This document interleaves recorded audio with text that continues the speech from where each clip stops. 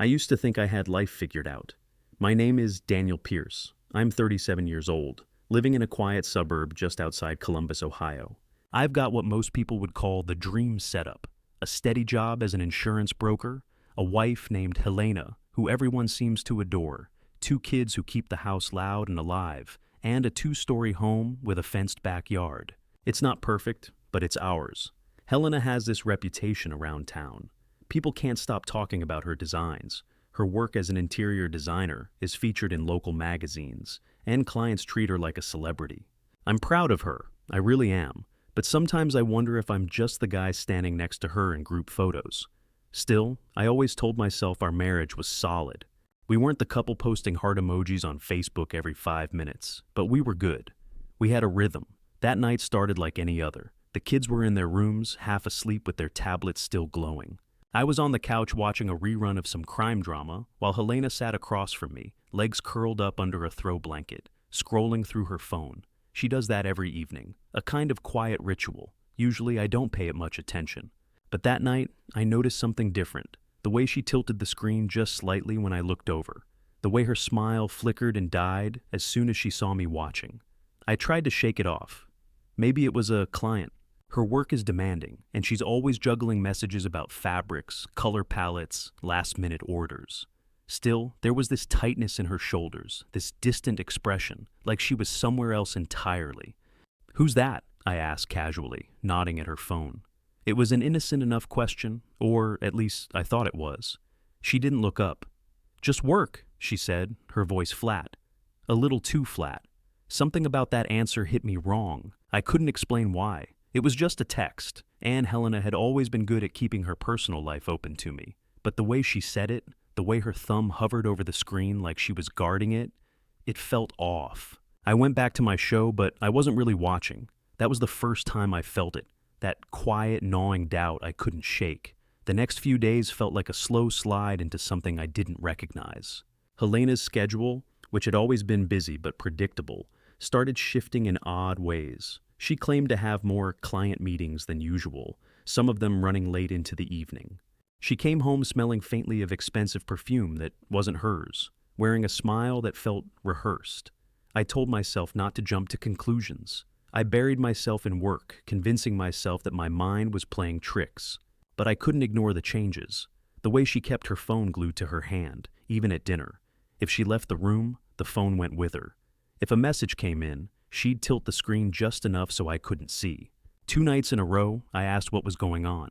She brushed me off with the same excuse. "It's just work, Daniel. I have clients with tight deadlines." There was a tone in her voice that made me feel like I was overstepping by even asking. Then, early one morning, I got my answer. I was up before the sun, halfway through my first cup of coffee, when I saw her phone on the kitchen counter. That alone was unusual. She never left it out. As I reached for my mug, the screen lit up with a message. "I miss you. Can't wait for tonight. Victor." The world seemed to stop spinning. My hand froze over the counter, heart pounding so hard it hurt. My mind tried to rationalize it. Maybe Victor was a client, maybe I was misunderstanding, but my gut already knew. I picked up the phone, my hands trembling. One swipe unlocked it, and what I saw confirmed every fear I hadn't wanted to face. Weeks of messages, flirtatious texts, photos I didn't recognize, her, dressed up in ways she never did for me, plans for secret dinners, hotel rooms. Every line I read was like a blade cutting deeper. "Last night was perfect. You always know what I need. I feel alive with you. I wish I could tell Daniel the truth." I dropped the phone on the counter like it burned. My chest tightened with anger, humiliation, and something I couldn't name. I wanted to storm out, to confront her immediately, but I forced myself to breathe. I wasn't going to lose control, not yet. When she came home tonight, I would look her in the eye and ask the question that had been building in my throat since the screen lit up. "Who is Victor?" And this time, I wasn't taking just work for an answer. That evening, I couldn't focus on anything. Every sound in the house felt too loud. The hum of the fridge, the creak of the stairs. I sat at the kitchen table. Helena's phone still burned into my memory. Those words from Victor flashing like neon. "I miss you. Can't wait for tonight." When Helena walked in around 8, she was smiling that polished smile she always wore when she had been with clients, Or, now I knew, with him. She set her keys on the counter and kissed me on the cheek like nothing was wrong. "Busy day?" she asked, pulling off her jacket. I didn't answer. My chest was tight, my fists clenching under the table. She noticed. "What's wrong with you?" she said, her tone sharp, like I was the one being difficult. "Victor," I said flatly. "Who is he?" Her expression didn't crack right away. For a second I saw confusion. Or maybe she was deciding which lie to lead with. "Victor, I don't know what you're talking about." "Don't," I cut in, my voice shaking. "Don't lie to me. I saw the messages. I saw everything." Her eyes narrowed. "You went through my phone?" "Don't you dare turn this on me," I said, standing up so fast the chair legs scraped against the floor. "I saw the texts, Helena, the photos, the plans. You've been seeing him for weeks. God knows how long this has been going on." She crossed her arms and let out a laugh, cold, dismissive. "You're overreacting. You're so paranoid, Daniel. Maybe if you weren't so wrapped up in your boring job, you'd notice how unhappy I've been." Her words stung like acid. "Unhappy? So this is my fault? You sneak around and it's because I work too hard? You don't even look at me anymore," she snapped. "Not really. Victor does. He makes me feel alive. When was the last time you did that?" I felt something crack inside me. "So this is it? You're just going to throw away our marriage, our family, for some guy who sends you cheap compliments?" She smirked, leaning against the counter like she was untouchable. "Don't make this about our family. The kids don't need to see you moping around acting like a victim. Maybe this is exactly what you need, a wake-up call." "Stop," I said, my voice rising. "Stop acting like you're the hero in this. You betrayed me, Helena. You burned everything we built." For a moment, I thought I saw something. Guilt, maybe, flicker in her eyes.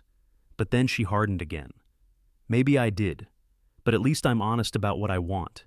Can you say the same, Daniel? When was the last time you wanted anything other than a paycheck and a quiet house?" Her words cut deeper than the texts ever could. I stood there, numb, my chest pounding. I had come ready to confront her, but I hadn't expected her to tear me down piece by piece, like I was nothing. Helena's words hung in the air, sharp and poisonous. For a moment, I just stood there, shaking, letting the silence wrap around us like a rope tightening around my throat. She stared at me with this smug, almost pitying look, as if I were some fragile man who couldn't handle reality.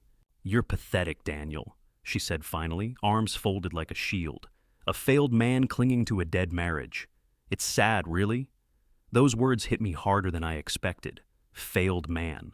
Dead marriage. She was trying to break me, to make me crawl, and for a second, I almost let her. But then something inside me shifted, like a gear locking into place.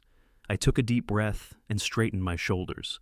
"Enough," I said, my voice calm now, almost steady. "You don't get to stand here and humiliate me in my own house." She blinked, startled by the change in my tone. I took a step closer, close enough to see the faint smear of lipstick that wasn't there this morning.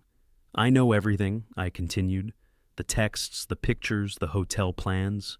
I could show them to your parents, to the kids when they're older, to every single one of those clients who think you're the perfect professional. How would that look for your precious reputation, Helena?"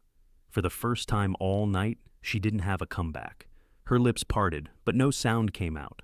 A flicker of fear flashed across her eyes, quick but unmistakable. "You think you're the one holding all the cards," I said quietly. "But you're not. Not anymore. I won't be manipulated, and I won't be your backup plan while you run around with Victor like I'm invisible. You want to burn this down? Fine. But you're not taking me with you." She tried to recover, straightening her posture, but her confidence had cracked. "You wouldn't dare." "Try me," I interrupted. The silence that followed was electric. For once, she didn't look like the woman who always had the upper hand. I grabbed my jacket from the chair and headed for the door. "Where are you going?" she demanded. "To meet Victor," I said, without turning back. It's time he heard from me directly. I walked out before she could say another word. The city lights blurred past as I drove downtown, gripping the steering wheel so tight my knuckles turned white. I'd found Victor's name easily enough. A few quick searches and a call to one of Helena's acquaintances told me he liked to haunt a trendy lounge on the edge of the business district. I wasn't sure what I was going to say when I saw him. All I knew was that I needed to look this man in the eye. The lounge was all glass walls and low lighting, filled with the hum of quiet conversations and clinking glasses. I spotted him almost immediately, a tall, well-groomed man in an expensive navy suit, leaning against the bar like he owned the place. He had that polished, smug confidence, the kind of look that said he had never been told no. I walked straight up to him, my heartbeat thundering in my ears.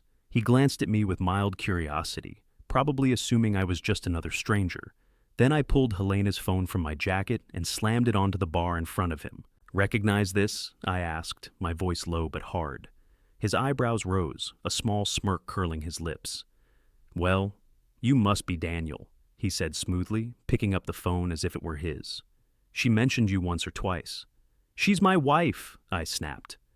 "And I've read every word you've sent her, every photo, every disgusting plan." Victor chuckled like it was all some kind of joke.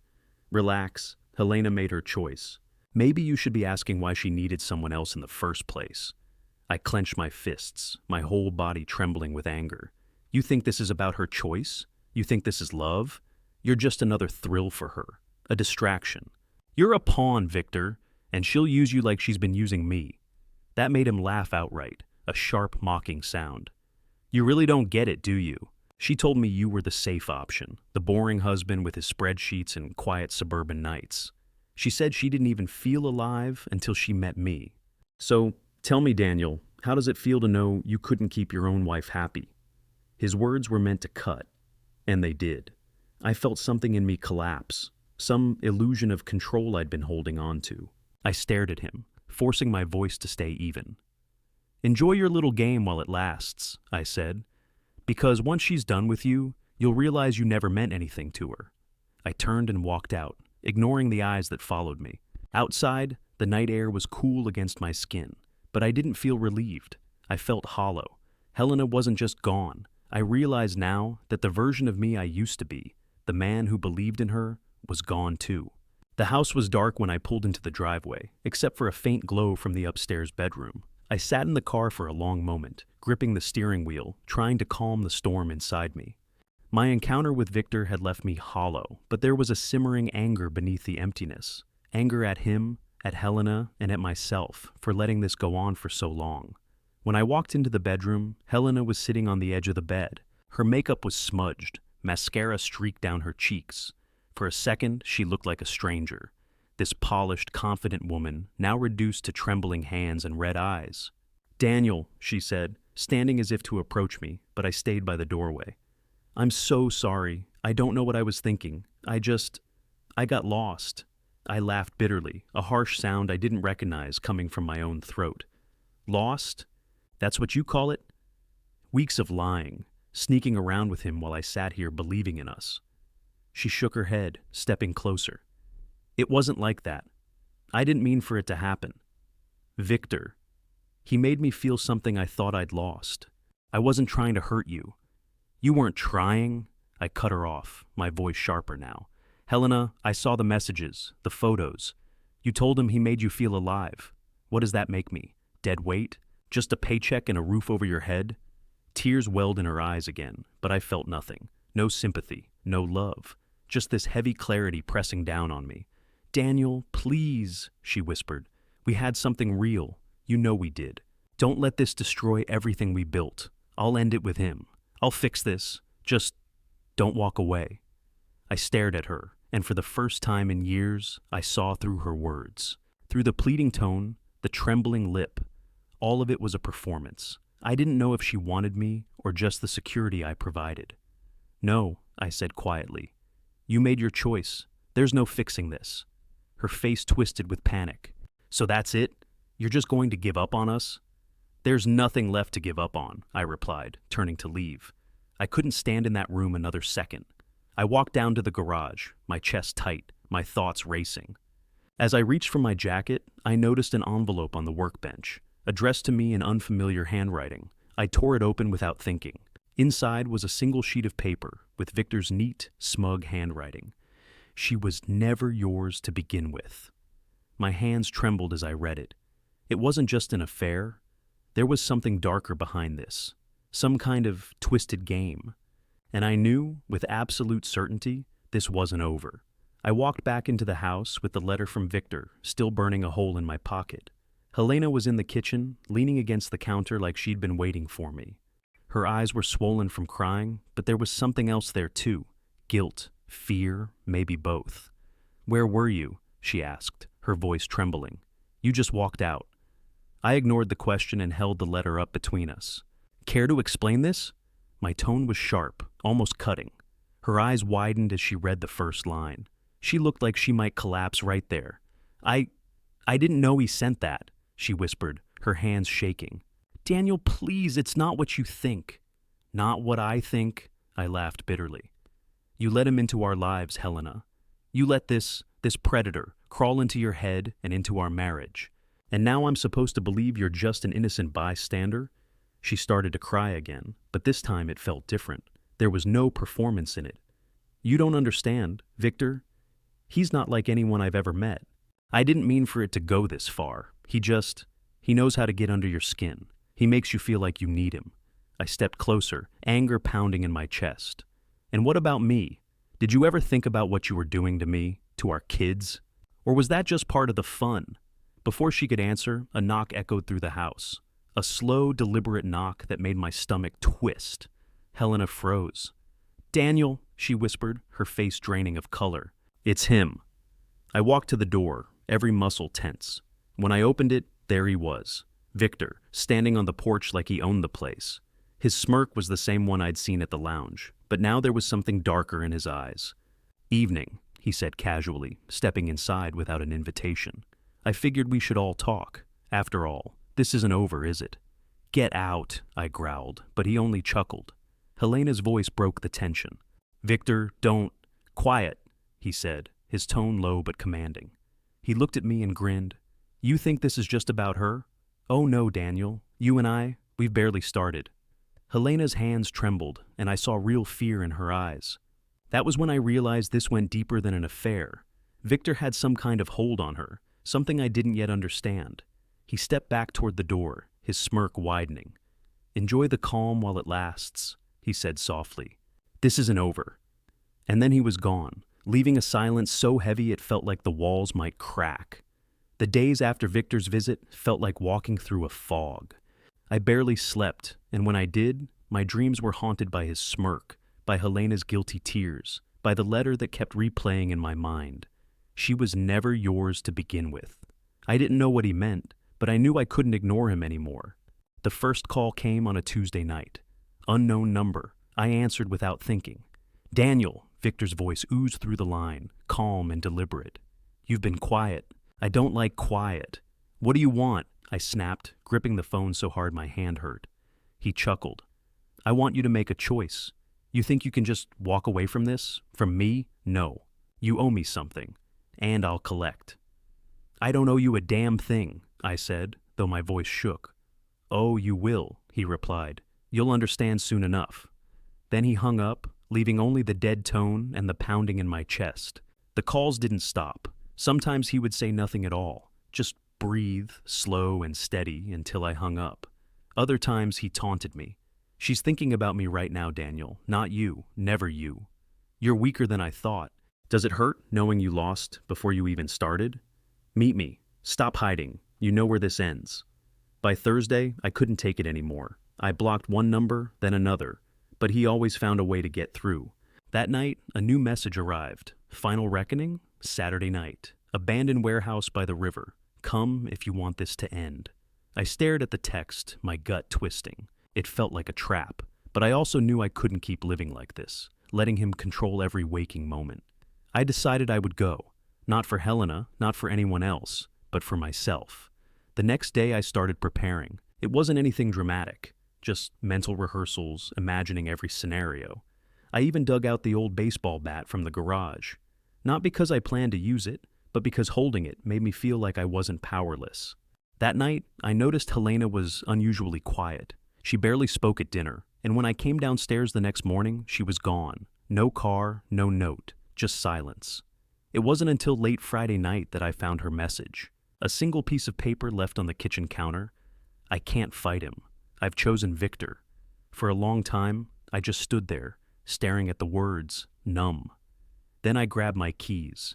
If this was how it ended, I needed to face them both. I needed to see the truth for myself, no matter how ugly it was. The warehouse sat like a skeleton on the edge of the river, its rusted beams silhouetted against the darkening sky.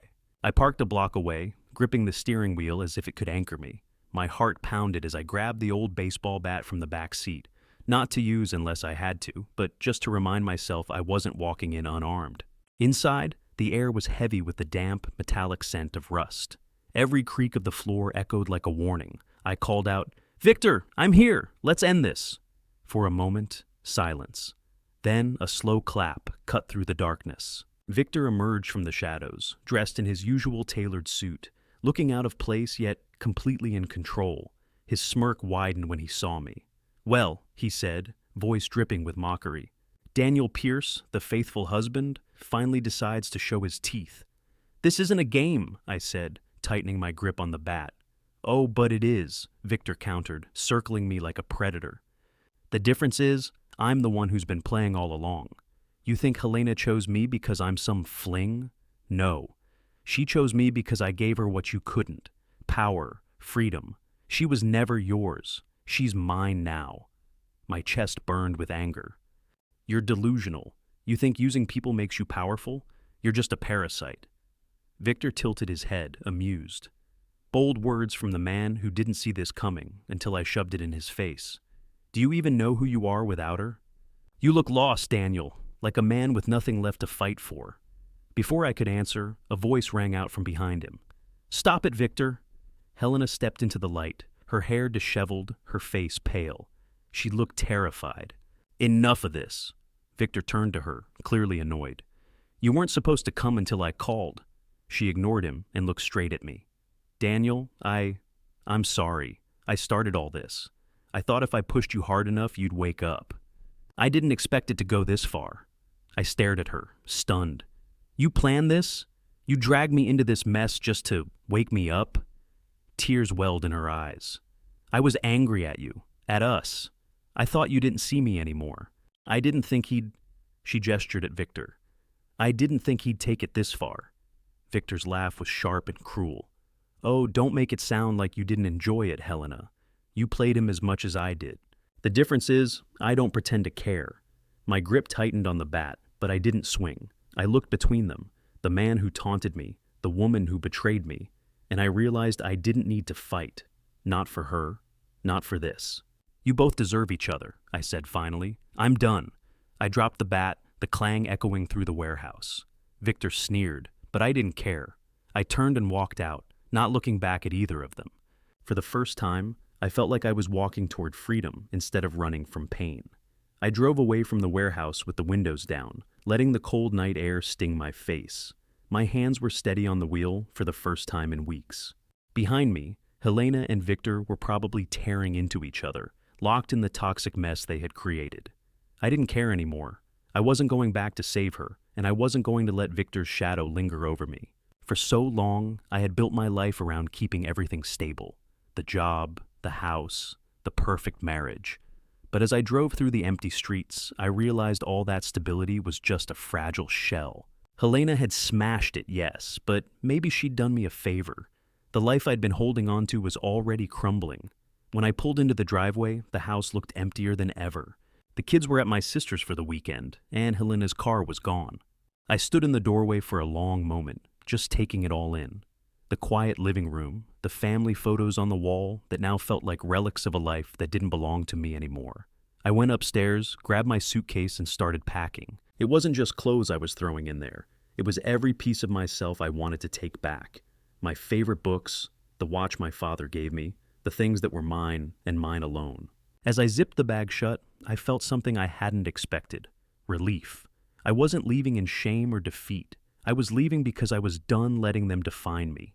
On the drive out of town, I thought about the man I'd been before all this, the quiet insurance broker who thought life was safe and predictable. That man was gone, but maybe that wasn't a bad thing. Maybe losing everything was the only way to see who I really was.